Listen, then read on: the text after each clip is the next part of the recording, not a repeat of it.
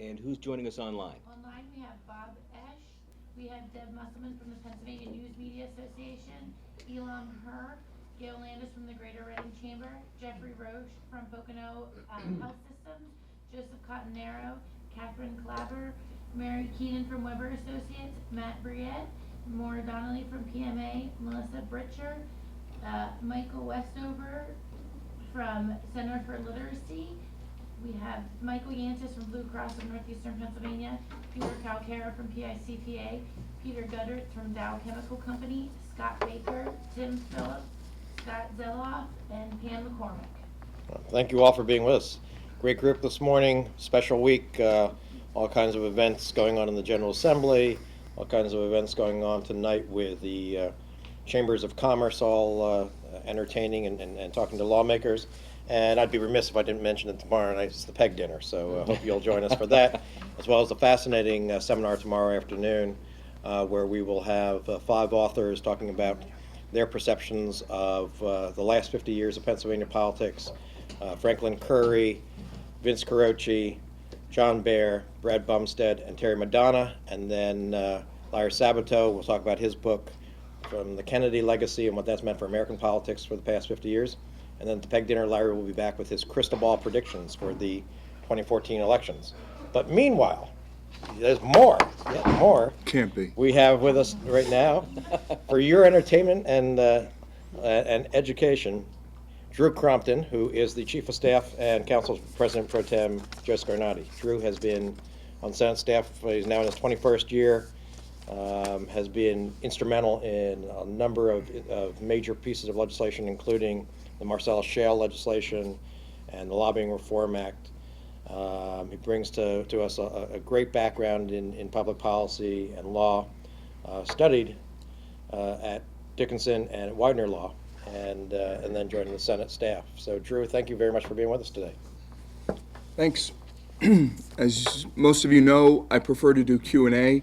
I think it's more helpful to you, and then I can test my knowledge on a variety of different subjects. It's funny. I was giving Taylor crud about the tiny little camera, which of course now there's an enormous camera sitting at the table, as if he brought it out for spite. But I said it's different camera, same little clock in front. So we'll all watch that together. I always enjoy this time because it's a smidge intimidating with the old wall clock staring you in the face as you look up.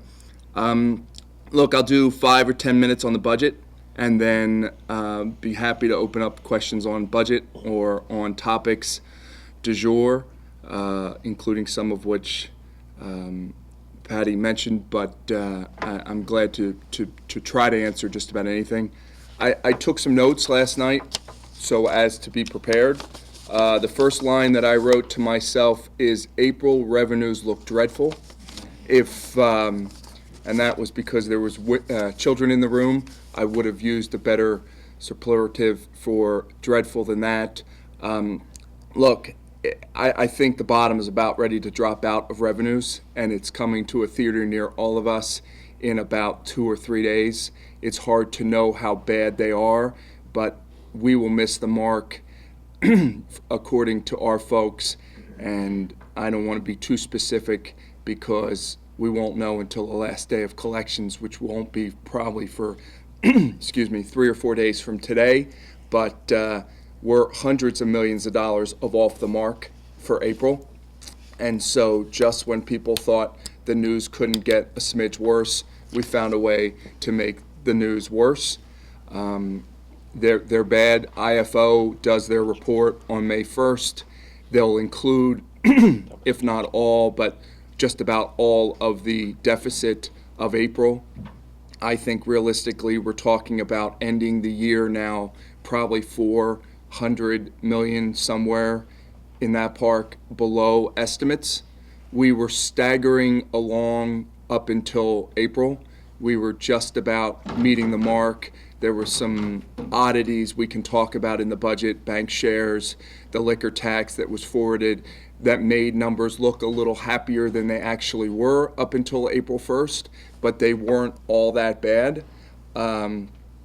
But fast forward 72 hours from today, and I think you're going to hear the news that all of a sudden we took a downward spike for a number of reasons in revenues in April. Something that clearly we could not afford to do in light of trying to close the budget on June 30th. May revenues are small, so it is not likely we will make up much money in May. June revenues are not small. They're the third biggest collection month of the year, but quite frankly, if we're talking $400+ million to end the balance, you're obviously not going to come anywhere near making a big dent in, even if you have a good month of June. So that's the news of the day. That's going to be the chatter of the week, and probably, quite frankly, the chatter all the way until close of budget. Because right now, if you're looking at the governor's budget, even if you take all of the one-timers that were announced, we can talk about those if you like, and all the other remedial measures that the governor put in his February of 2014 budget, you're still looking at probably a deficit of $700-800 million when you account for the lag of 13-14 and what you do with projections for 14-15. So it is particularly dreary. It is more dreary than I think anyone expected it to be, and therefore creates challenges that we already knew we had and makes them probably 3 or 4 times more challenging. So that's my lovely start. Let's see what else is on my list. Now for the bad news. Yeah, I got a little bad news. Don't worry. Well, I mean, I mentioned a couple other things in here. I mean, I think it is. I'll stay away from the issues of liquor and pensions. I imagine there'll be Q&A. If not, we can go back and do questions on those subjects, or I can do some narrative on those subjects if you want. I think it is unrealistic at this point not to be talking about new revenues. Senator Corman was on a TV show last week talking about new revenues.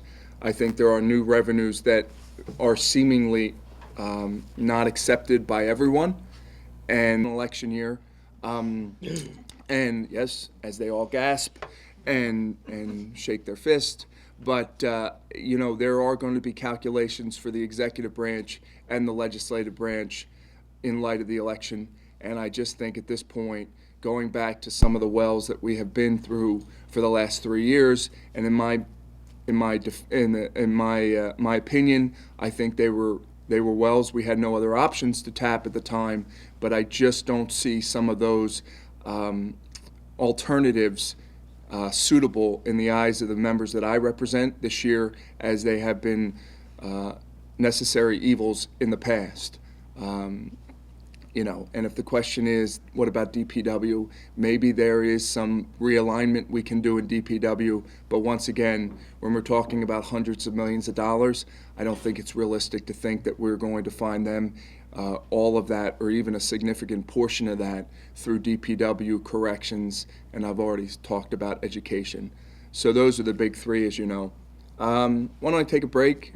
The clock says I only went 8 minutes, but why don't we do some Q&A, see how that goes, and then, like I said, if there's subject matters that people don't touch on that they still want to hear me drone on about, I'm more than happy to do that. Okay. All right. Now, Drew, since the Republicans have gutted education, and since the drillers pay no taxes, shouldn't we tax the drillers to fund our schools? Yes. Next question. I think I think McCord's going a little light. I think if we could do it at 20%, we could really hammer down on some of that deficit.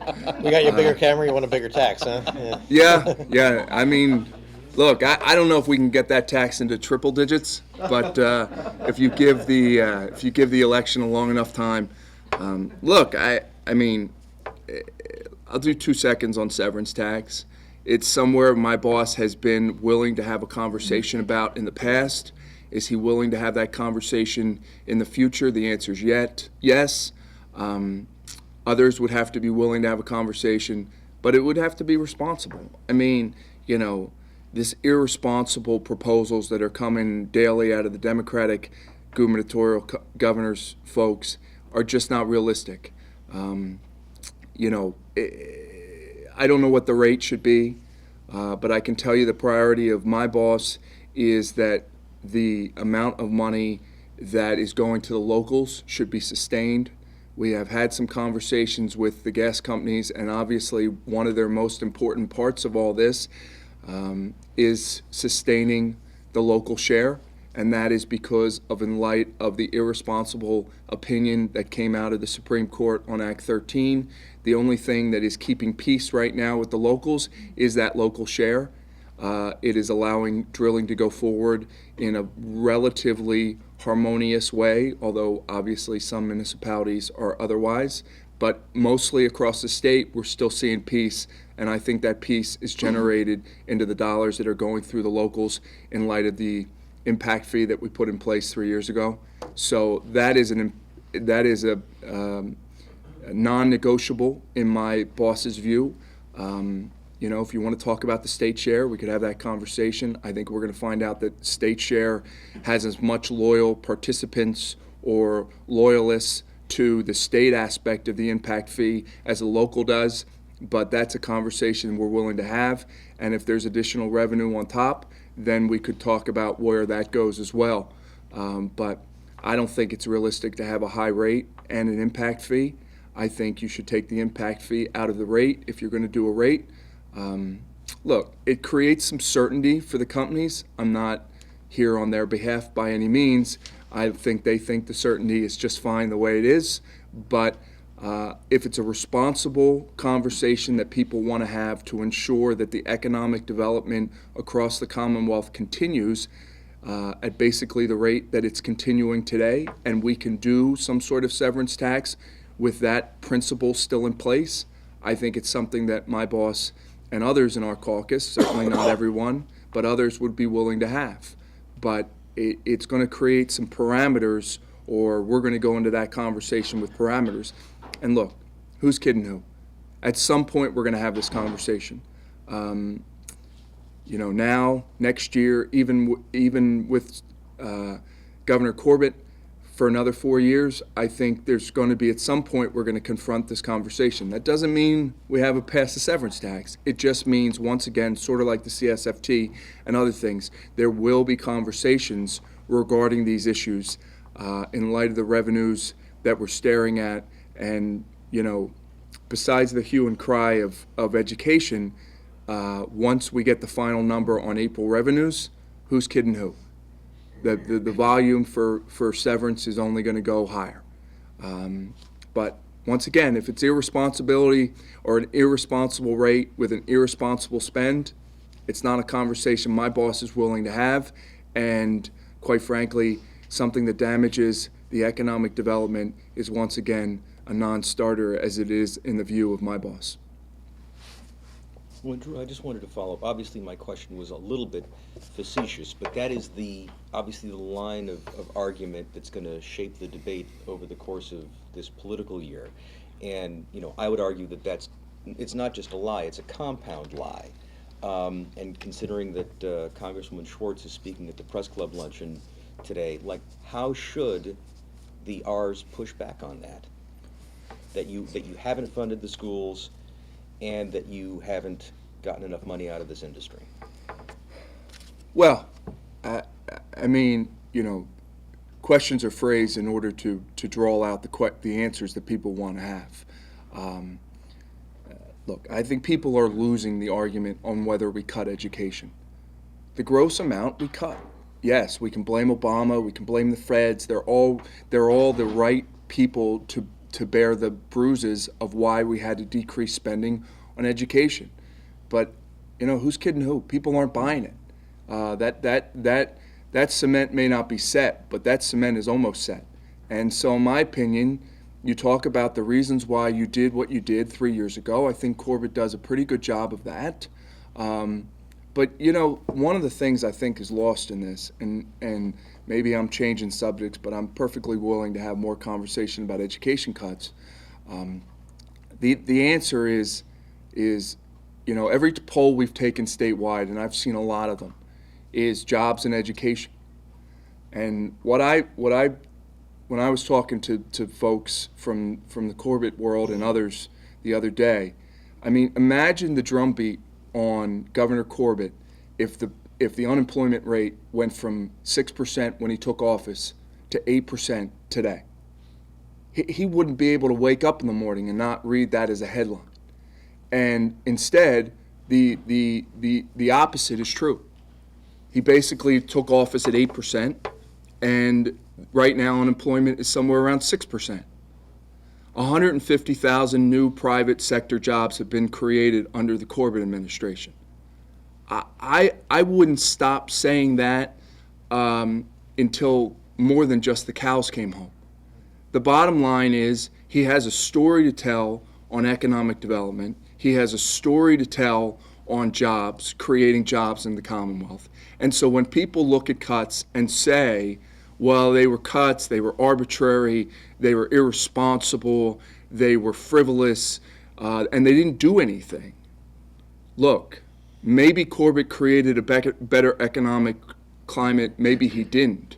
And all the analysts can sit around in a room and talk about whether Corbett is to credit for that or not. But the bottom line is, that is what happened in Pennsylvania for the last 3 years.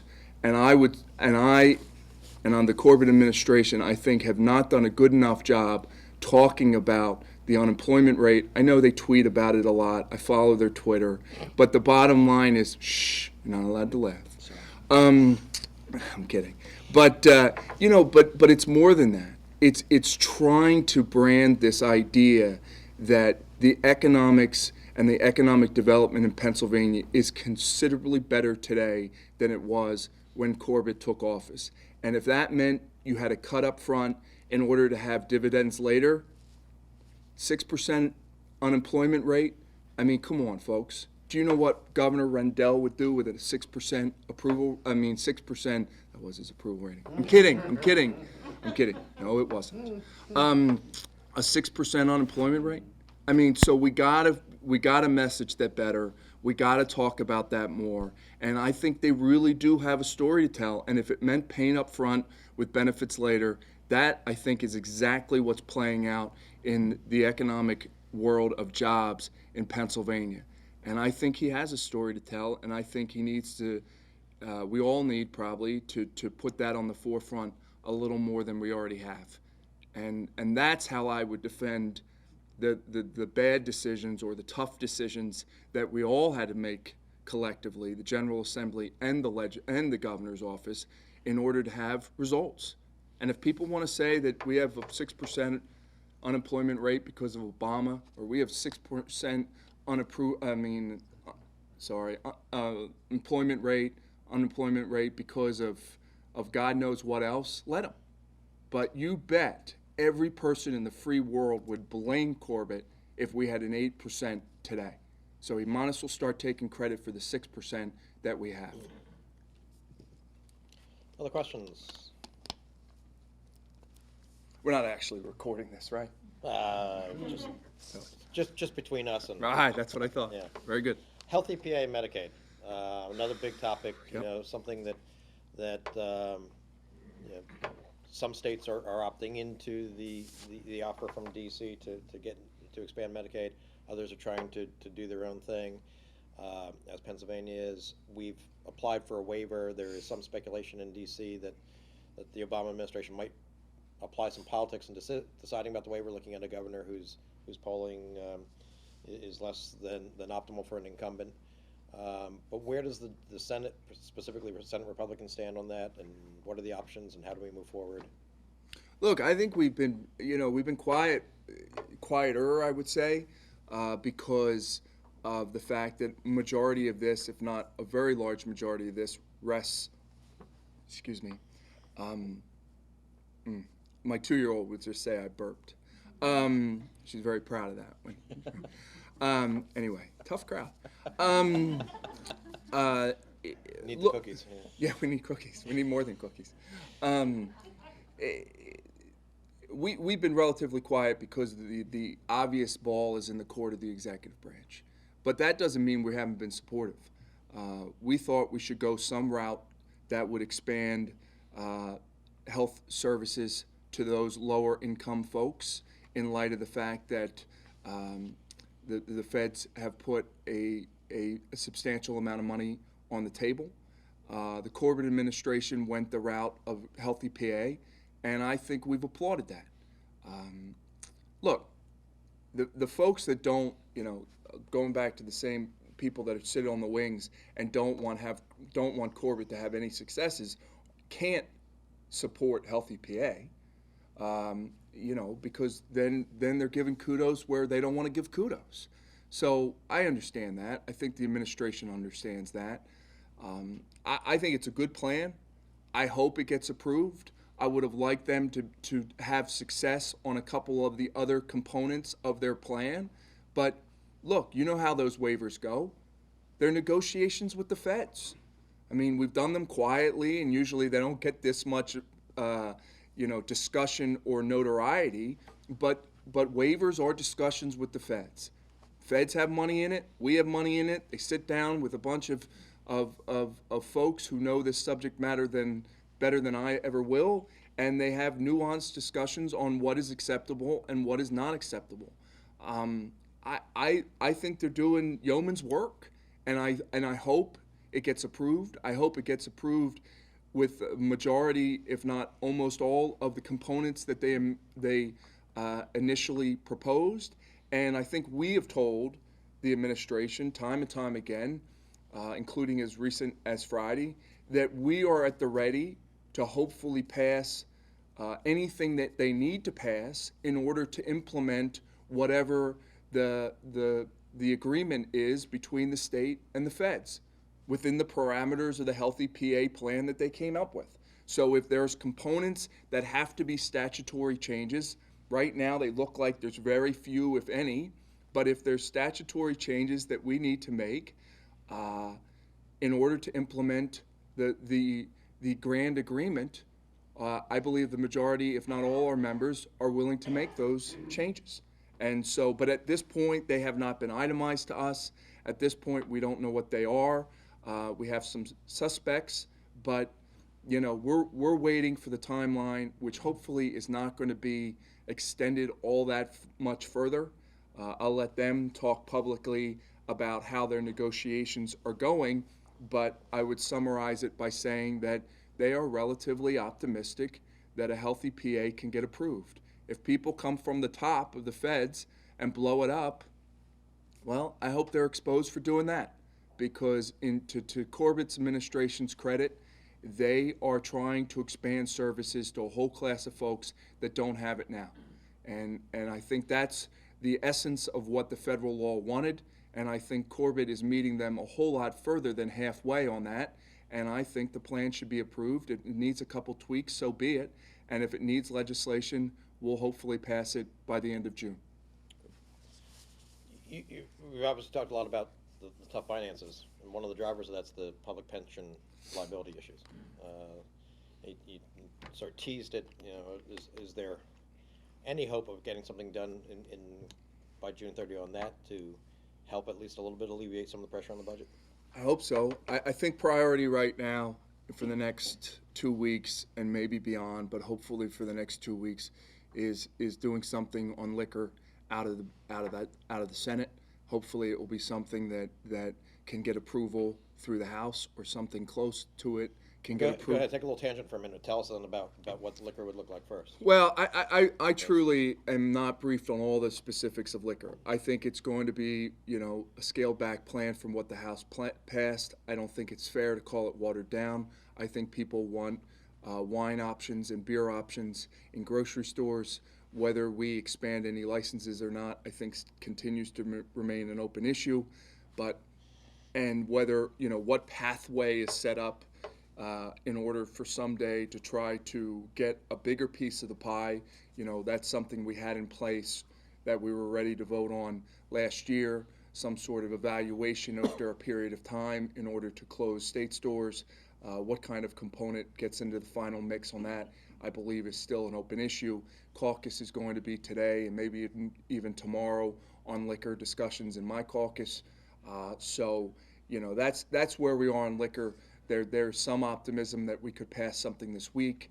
We have 2 weeks that we're back, so I think the most important part, hopefully, is to lift a liquor plan in the next 2 weeks. We'll see if that's successful, and if that is successful, and hopefully the House, as I said, could concur in something, either the plan or something close to the plan. Clearly, they've been briefed on what we've been talking about, so they have good working knowledge of the options that we're going through. That doesn't mean that they're all signed on. It just means that we haven't done this in a closet. But on the other hand, we still have to have further conversations with the House and the governor's office. But, that's always a balancing act when you're taking a plan to caucus and trying to let them have first dibs. So we'll see how that goes. But that's the plan, and liquor is the subject du jour for the next 2 weeks. And there's been some confusion in the media. I mean, when we talk about a Senate plan, whose plan are we talking about? Yours? No? Let's try.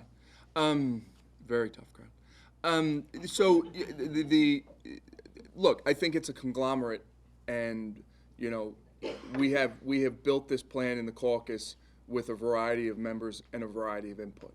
I really couldn't give you a name on the plan if you made me. Senator Pileggi, Senator Scarnati, Senator McElhenney, others have been very active in carving up pieces of this plan. It's probably not a plan that they would build individually, but it's a plan that they're trying to build collectively. So I don't know whose name ultimately is going to be on the plan, but I think, there's been media reports over the last few months that Scarnati was putting principles together, Pileggi was putting principles together, Chuck McElhenney has principles that he wants to incorporate as well. So those are three, and I think there's others. But, now is we're getting close to game time, I think. We're going to go to caucus. We're going to have a conversation. It's probably going to be lengthy, and hopefully we can build a consensus of votes. And are there things that obviously caucus didn't happen yet, but things that you think your caucus either has to have or cannot accept? Are there bright lines on either side of any parameters? Look, the tough part of that question is it depends on who's answering the question. I mean, there are must-haves on some people's parts, whether they're all included or not, I don't know. And there's, we can't do that on the other side as well. I think, look, well, I'll say it this way. We're looking at consumer choice and allowing people to have more options than they have right now. We're not looking to completely upend the liquor system right now. That might not create warm and fuzzy in people around this room, but that's not where we're headed. But we're not just looking at allowing beer outlets to sell six-packs either. I mean, that may be a part of the plan, but my point is we're trying to look for middle ground. We're trying to do something substantial. But yes, it will be considered by some as less than what the House did. And that's just the nature of compromise. Because of the people in the caucus that have must-haves over here and must-not-dos over here, the attempt has been for a long time now to move to the middle, to expand consumer choice, allow consumers to buy alcohol in venues that they can't buy it now, and then reevaluate. I think it would be a significant achievement. It would be something we haven't done in a long, long time. But if the measure is always what the House bill was, then people can feel free to criticize the Senate plan as being less. But as my boss always reminds people, liquor stores in our district do not make money. They're losing propositions. Could private market come in and supplant that? Possibly, but they got to look at the outlets, and they wouldn't necessarily think the finances of those state stores are something that private market would want to do. Now, we can say that those state stores should not be allowed to operate at below margins, but the bottom line is they are, and we're not looking for a bill, Senator Scarnati is not looking for a bill that decreases choices in a district that already has minimum choice. So that's one of the principles of his. He has participated in this discussion, and the hope is that we can find the middle and pass something shortly out of the Senate. So back to that easy topic of pensions. Sure. And there's two components there that interest a lot of people in this room. Yes, the state employee pension, but also for the locals. You know, what can we do for local municipalities? While dollar amount, it's smaller, perhaps in the aggregate, the impact on those communities is frankly greater. I mean, the state, you know, it's uncomfortable making the payments, it's hitting the budget, everything else, but it's not actually bankrupting us. I mean, at the municipal level, you know, we have municipalities in trouble. So And is if we there? had a wave of municipal bankruptcies, that would make the current state fiscal position even worse. It would.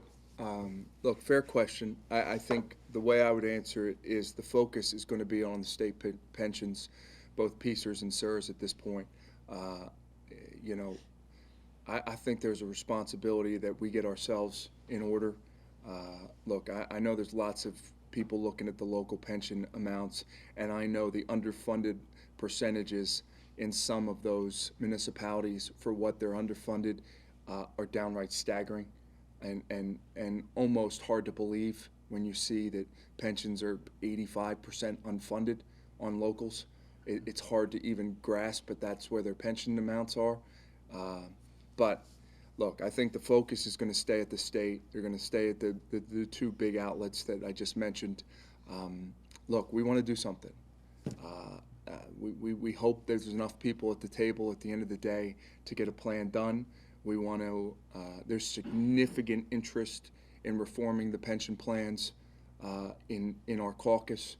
It's almost, you know, it's a very loud clamoring in our caucus to do something, which is the most obvious. I mean, the most obvious option for us is to do a 401 for new employees or some variation thereof. We understand the carrying cost problem associated with that needs to be addressed.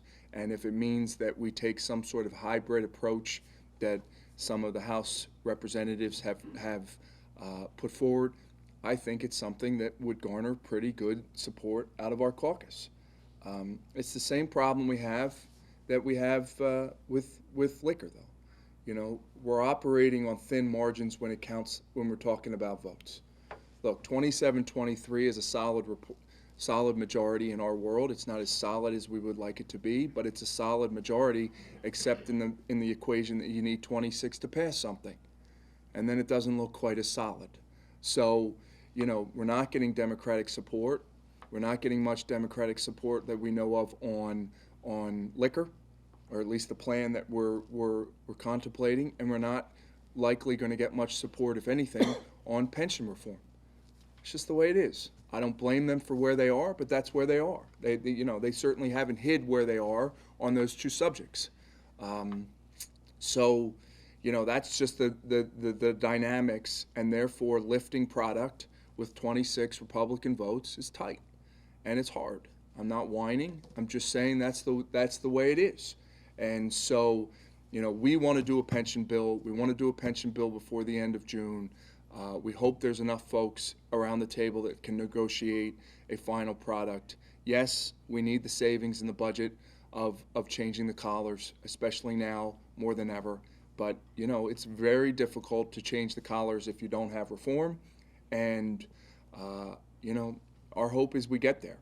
You know, we're not as far on pensions as we should be. And that by that I mean on votes and momentum, not so much on the technical aspects. I think the bills are being worked out, even though they're hundreds of pages. I think they're being worked out. The real problem right now is building some momentum, and I think that's one of the reasons why we're committed to trying to do something on liquor, is to try to hopefully build that momentum for pensions come June. Anything or anything Questions from the web? All right, another easy one. Act 13 was going along swimmingly until my good friend, the Chief Justice, weighed in. Did you guys have lunch? Not that day. Yeah. None of us had lunch with him on that day. Yeah. So where do we go now? And you know, what does it mean? What can we fix it? And you know, you talk eloquently about how great the unemployment rate improvement has been, the 2% drop. And maybe even more importantly than the aggregate for the state, but where it's dropped. I mean, we have an unemployment rate in the northern tier and in western Pennsylvania that we haven't seen in decades. You know, in large measure because of what, natural gas, and then all the spin-offs from that industry, and the steel coming back to make the piping. You know, everything about it has regenerated jobs that people thought were gone in those regions. And now we have members of your caucus, as well as the other three caucuses, opting for a populist view of, well, gee, we ought to do everything municipality by municipality, including the pipelines that would get that gas out, get that gas to the marketplaces. So how do we reconcile that? How do we protect the environment, protect human health and safety, but also move forward economically? That and seemed do it to in a be legal framework. That seemed to be a compound question. You may Take break bits it and apart. pieces. Multifaceted. Yes, Thank you. yes. Feel free to break it up. Look, I one of the reasons why I believe in a divine creator is he put shale in the parts of Pennsylvania that actually want it. You know, it was smart. It wasn't, you know, it's forward thinking. That rock has been around for a long time, and he knew that ultimately the places that my boss and others represent would welcome the opportunity to dig a hole for a mile or 2 miles down and a mile or 2 miles east or west in order to blow it up so we could pull gas out of the ground. That would not be necessarily a welcome endeavor in all parts of the Commonwealth. So we have that going for us. Look, I think the unemployment rate does, in fact, have something to do with the fact that we have been spirited in our belief that this is good economic development all over the Commonwealth. Others still are not necessarily convinced. Act 13, as it relates to the zoning, I have been optimistic, somewhat optimistic, that the Supreme Court holding in Act 13 will ultimately, in 10 years or 15 years from now, be an anomaly. I don't think it's going to have the impact on some of our other related but different types of exploration across the Commonwealth that some worry that it does. Look, there's always a chance that it does. But it's an anomaly. It's also a very well-written anomaly. And that is the problem that we have as a General Assembly. That is the problem that we have in our office, who would like to look at remedial ways of going about the zoning issue. And the problem is that they were smart. They took constitutional provisions and applied them against Act 13. If they would have just taken the zoning and said, well, no, tis, you can't do this, and tis, you can't do that, and gee, you wrote this statute wrong, and you wrote this provision wrong, and gee, you preempted regs that you shouldn't have preempted, and blah, blah, blah. We could take that mess and look at it and go, all right, what's our next move? The problem is they took a bunch of, my opinion, irrelevant and unused constitutional provisions and slapped them against Act 13. Why? To box us. Oh yeah, go ahead, smarty pants. You want to change? You want to do something in this world? Change the Constitution.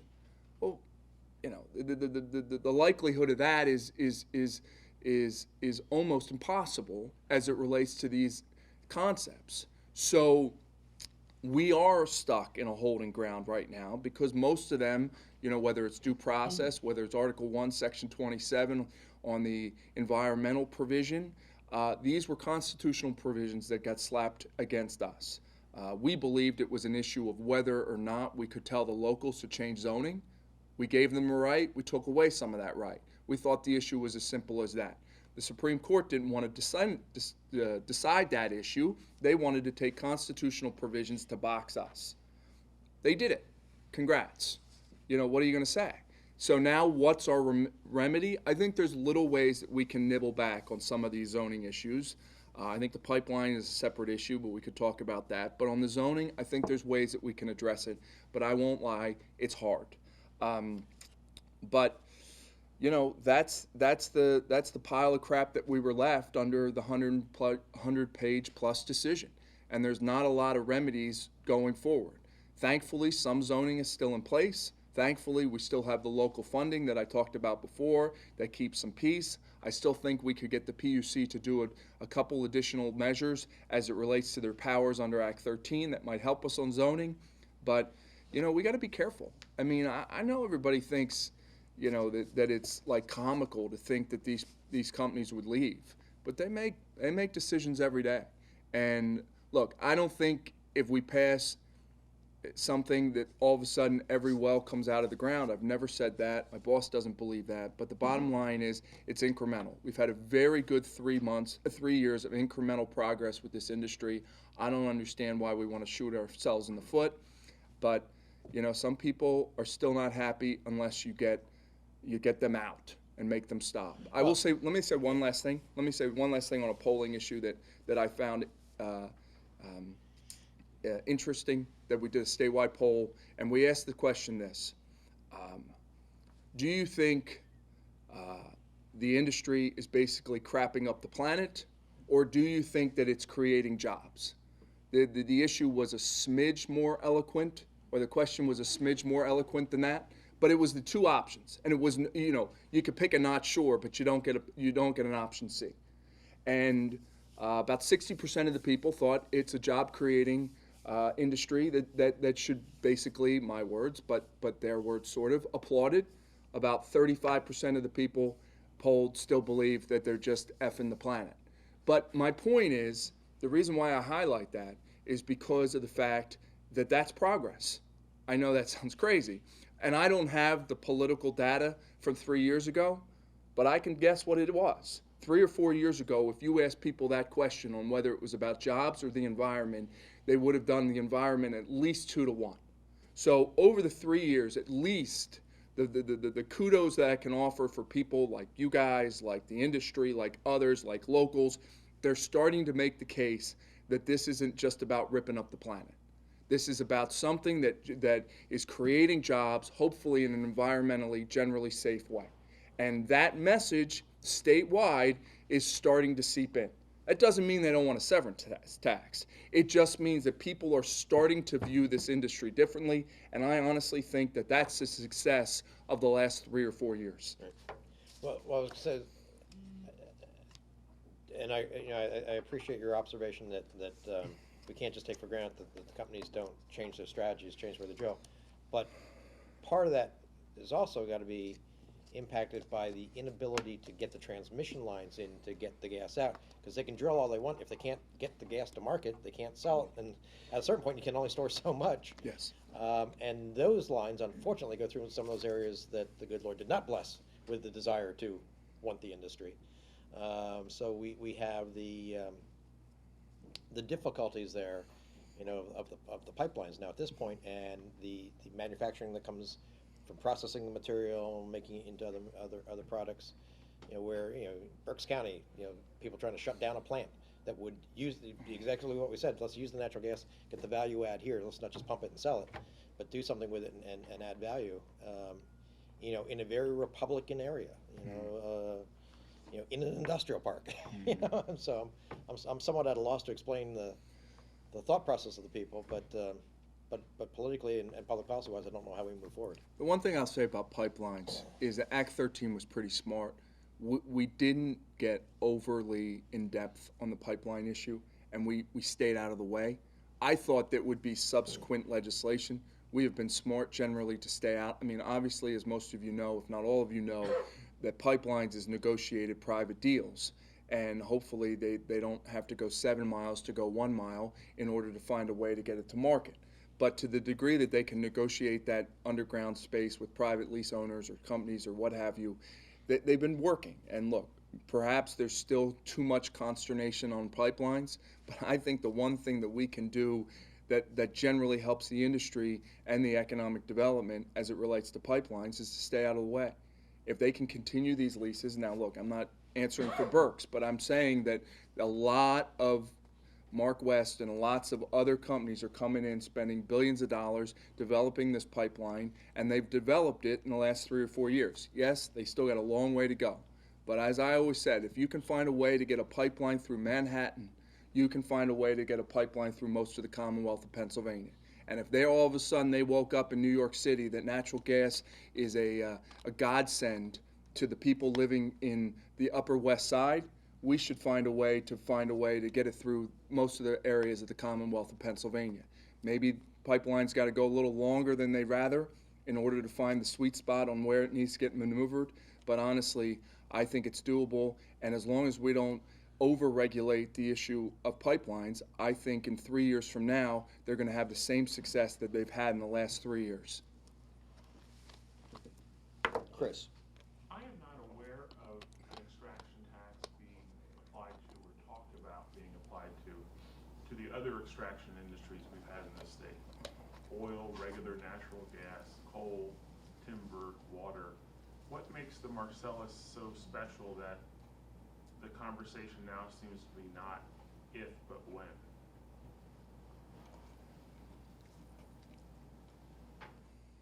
I mean, the obvious answer is a lousy one, and that's the PR. I mean, but part of it is that. I'm not going to sit here and say that, people don't have the sights set on those guys in a different way and than coal or limestone, or you pick your resource of choice. Look, the problem is, regardless of applicability, it is true that most, if not all, other states tax the severance of natural gas. That is where the PR gets very difficult. We can talk about our high corporate taxes. We can talk about the impact fee. All of them, in my opinion, should be incorporated in the discussion if we're going to do a severance tax. What are they paying now? What are you going to do with the impact fee? All those issues are relevant. The problem is the PR is very difficult on the issue that we are an anomaly, and because we insisted on calling our impact fee a fee, we created the continued anomaly. Yes, you're right. There are not a lot of people that want to throw a 2%, a 5%, a 10% tax on coal and limestone and what have you. That's just the world we live in. Look, do the natural gas companies try to push back and make it broader applicability? There's risk involved in that, but perhaps they will. But it's a fair point. I know it's out there. It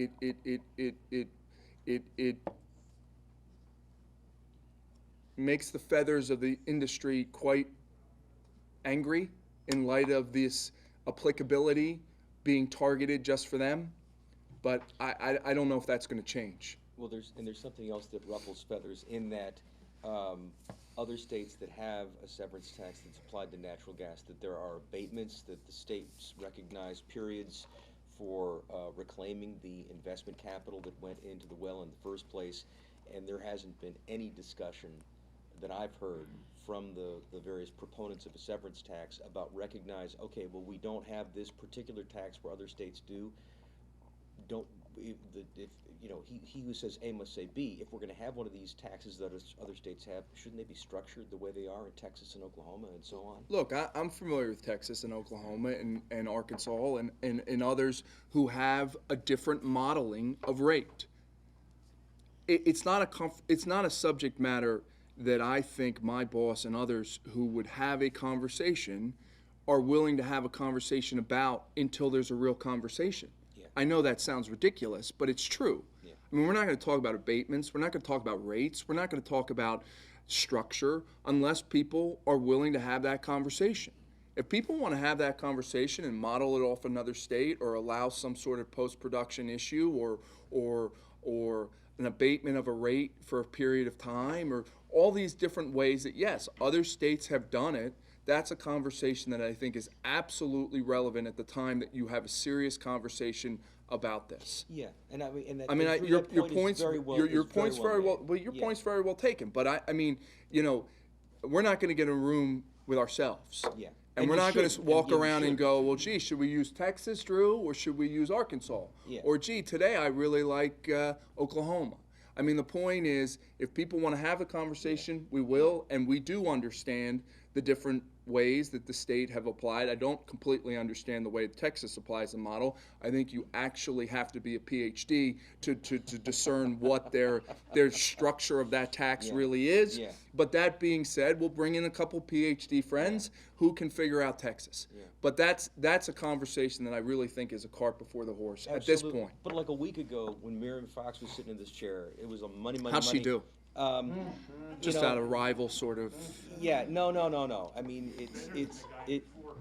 yeah. But it's And like better than the guy after her? Is that what you? But she's got, she's here. It's Almost, like, hey, sorry. we want. I almost got it there. We want a severance tax on two axes so that it's both volume and market price. Money. I mean, it's craziness. It's leprechaun gold. It's not real. Agreed. So anyway, Dave. Dave McCorkle has some leprechaun gold. So. That's good. Do you want to opine on budget timing this year? Will we have one by June 30th, or Yes. might you be around in July? I've told people, and maybe I shouldn't say this, but I will, because there's a myriad of things I've said in the last 50 minutes that I shouldn't have said. So why stop now? And then you threw things. And then I threw things out of anger. Did you see how Drew was pissed off at PMA? I heard he started throwing stuff. Well, I didn't actually see it because the camera's not working, but. Oh, we're one is. Oh, that one is. No, don't worry. We're all covered. Don't worry. 3D. Look, I think we'll finish by June 30th. I think we're obliged, and I think there's a lot of reasons where I could say that I believe we will finish by June 30th. I would not book vacations for July 2015, however. I think next year's budget is going to be brutal. I've got 11:58 in the pool, in the office pool, though, for June 30. Of this year. Yeah. I would have taken the under had it not been for April revenues. Yeah. I might take the over. 11:59. The 11:59 in light of April's revenues. I think we'll be fine. I mean, I think we all feel like it's something we can't miss. Doesn't mean it's pretty. It just means it's done. Do you have any idea why April revenues were bad? Yeah, we're trying to get to the bottom of it. We talked about weather in other months, but Yeah, I know. And quite honestly, from what people are telling me at this point, it's not tax returns. They seem to be on par with projections. So obviously it's everything else, because when you're talking about that substantial of a hit it into the woods type of tee shot, and you take PIT out of the mix, I'm not saying PIT's coming in right at the right point, but it didn't seem like that was the root of the problem. Well, unless something changed, corporate taxes were ahead of estimates. Yeah, something changed. So. Yes, that's part of the problem. I mean, that is part of the problem. Corporate is down. Some of the other taxes are down. It's it's quarterly for or it's a mark for businesses in April too. But right now, from what I've told, it's not personal income. Now that may add to it. Look, with 3 collection days left, it's actually more time than it sounds, and especially when a lot of taxes come on the day they're due. You're literally opening envelopes as we sit, but that prognosis of either being way ahead or way behind for personal income tax was not the case. At least that's what I hear. Final topic here, but trying to move to something now for something completely different. Uh-huh. We have a new president coming on board at Penn State.